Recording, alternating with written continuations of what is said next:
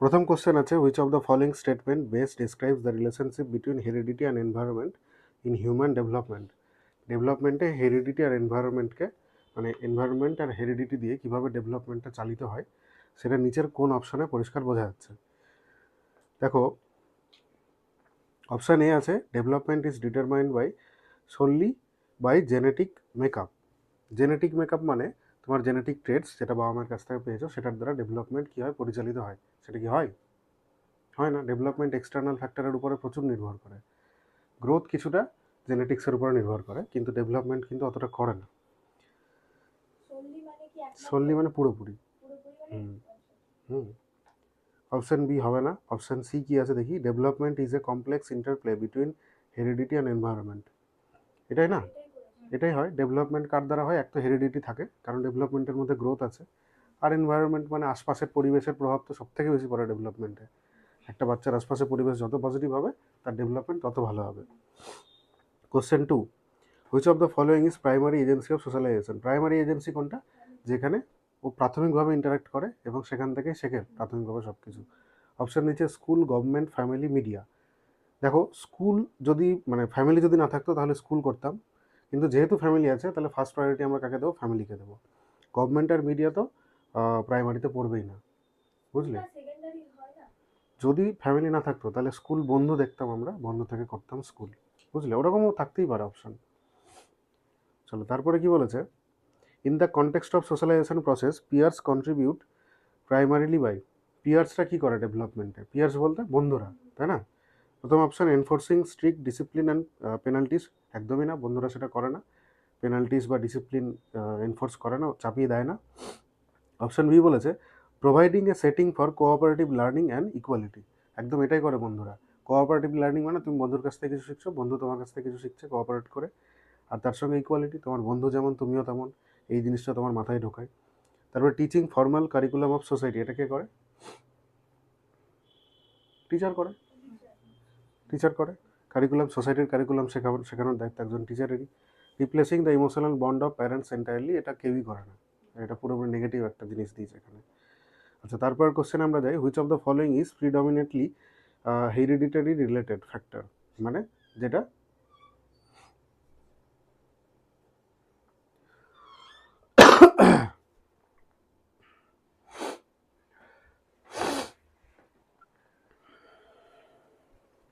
গ্রুপের কুইজ আলোচনা হচ্ছে, মোটামুটি মনে হয় এটা কত নম্বর কোশ্চেন? 4 নম্বর। আচ্ছা, এই দিকটা ফাঁকা আছে তো, এখানে কোশ্চেন থাকবে।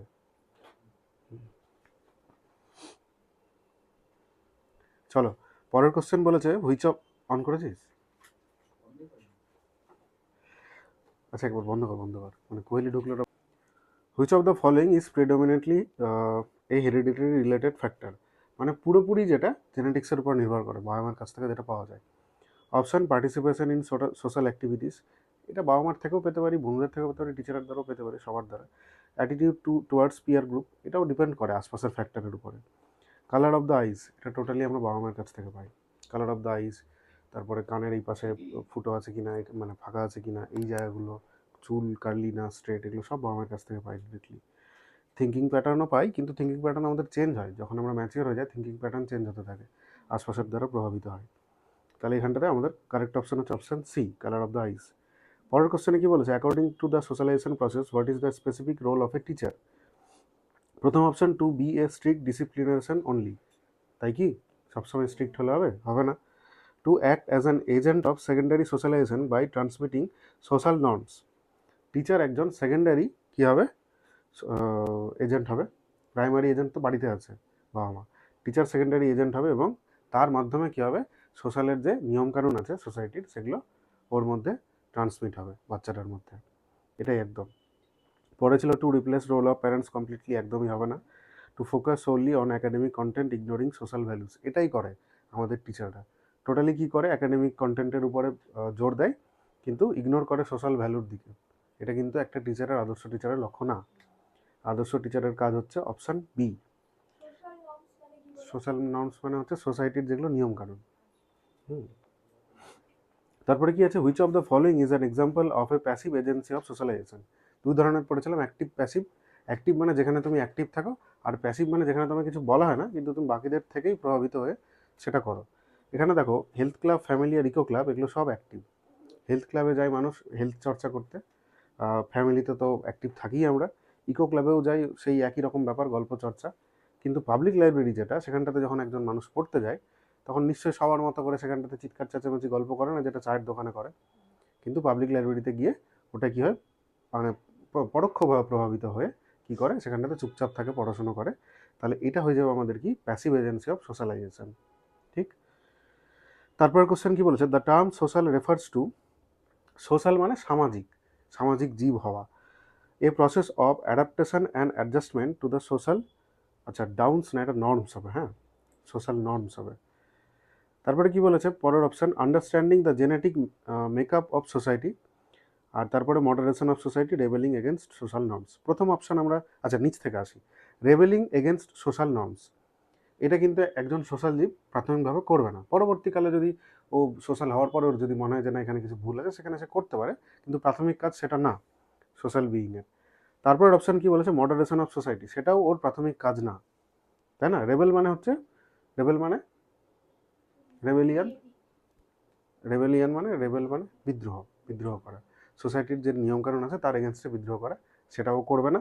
মডারেশন অফ সোসাইটি, সেটাও প্রাথমিকভাবে করবে না, মানে সোসাইটিকেও মডার্নাইজড করছে, আগে যা ছিল তার থেকে চেঞ্জ করছে, সেটাও কিন্তু প্রাথমিকভাবে করবে না। তারপর অপশানটা খুব মজাদার বলেছে, understanding the genetic makeup of society.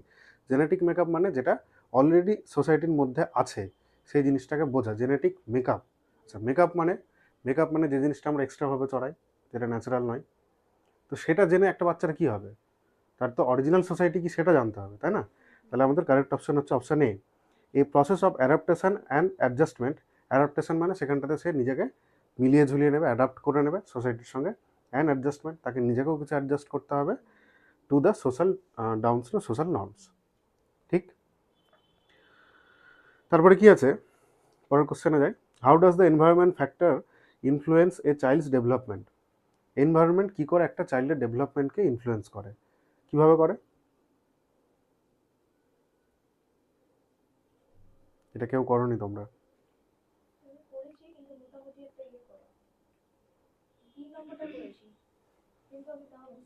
Environment একটা চাইল্ডের ডেভেলপমেন্টে কি ইনফ্লুয়েন্স ফেলে, কীভাবে প্রভাবিত করে, পরিবেশটা একটা চাইল্ডের বিকাশে প্রভাবিত কী করে করছে? প্রথম অপশান দেখি, it sets static limit that can not be exceeded.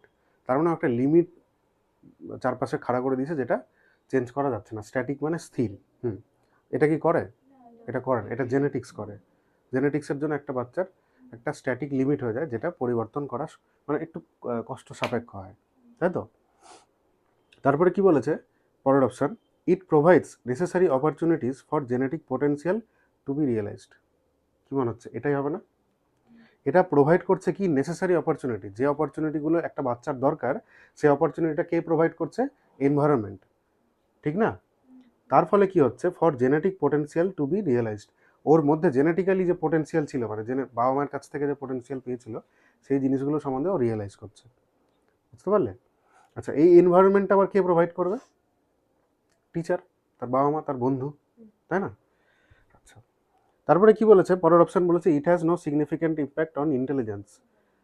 এটা হবে না। আচ্ছা, আরেকটা বিষয়, সিডিপি যখন আমরা করব তখন আমরা সবসময় চেষ্টা করব যেন পজিটিভ অপশানের দিকে আমরা যেতে পারি, মানে একটা পজিটিভ অপশান নেগেটিভ অপশান দুটোই যদি ঠিক হয়, ঠিক হতেই পারে কিন্তু, তাও আমাদের কারেক্ট আনসার কিন্তু পজিটিভ অপশানই হবে, বুঝলে?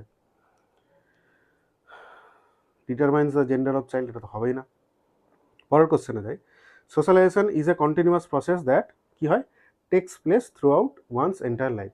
কন্টিনিউয়াস মানেই তো তাই, যা জীবন ধরে চলতে থাকবে। তারপরের question, which parenting style is generally considered most effective for positive socialization of children. প্রথমে আছে অথরাইজেশন, তারপর আছে নেগলেক্টফুল, তারপর আছে ইন্ডিপেন্ডেন্ট, তারপর আছে পারমিসিভ। অথরাইজেশন মানে একটা বাচ্চা তোমার কাছে জিজ্ঞেস করবে, তুমি হাওয়া না বলবে, ওকে অথরিটি দেবে, তারপরে বাচ্চাটা করবে। সেকেন্ড হচ্ছে নেগলেক্টফুল, ওকে পাত্তাই দিবে না তুমি, ওর মতো তুমি তোমার মতো। থার্ড হচ্ছে ইন্ডিপেন্ডেন্ট, তাকে স্বাধীনভাবে কিছু করতে দেওয়ার স্বাধীনতাটুকু দেবে। তার হচ্ছে পারমিসিভ, পারমিসিভ মানে ওই অথরাইজেশনের মতনই, পারমিশন পেলে তবেই করবে। অথরাইজেশন করেছে একজন, কিন্তু এটা কী মনে হচ্ছে তোমাদের? ইন্ডিপেন্ডেন্ট হবে, একদম এটা ইন্ডিপেন্ডেন্ট হবে।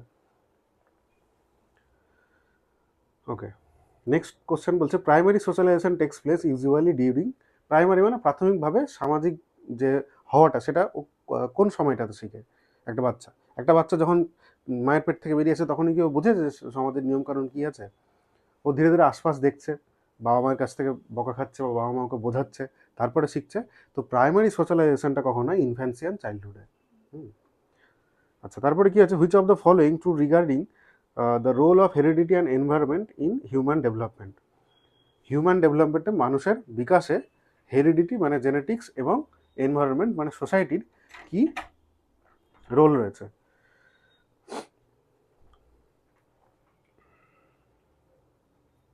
কি মনে হচ্ছে এটা?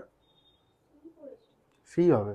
দেখো, বাকি অপশান পড়ারই দরকার নেই। যখন তুমি দেখবে সি অপশানটা হেরিডিটি এনভায়রনমেন্টকে পরিষ্কারভাবে বোঝাচ্ছে ডেভেলপমেন্টের গল্পটা, তখন আর বাকি অপশান তুমি পড়বেই না। দেখো সি অপশান কি বলেছে? The interplay of heredity and environment drives development. মানে তোমার হেরিডিটি মানে জেনেটিক্স, বংশগতি এবং পরিবেশের যে মিথস্ক্রিয়া, তার ফলে কি হয়? ডেভেলপমেন্ট বা বিকাশটা সামনের দিকে এগিয়ে যায়।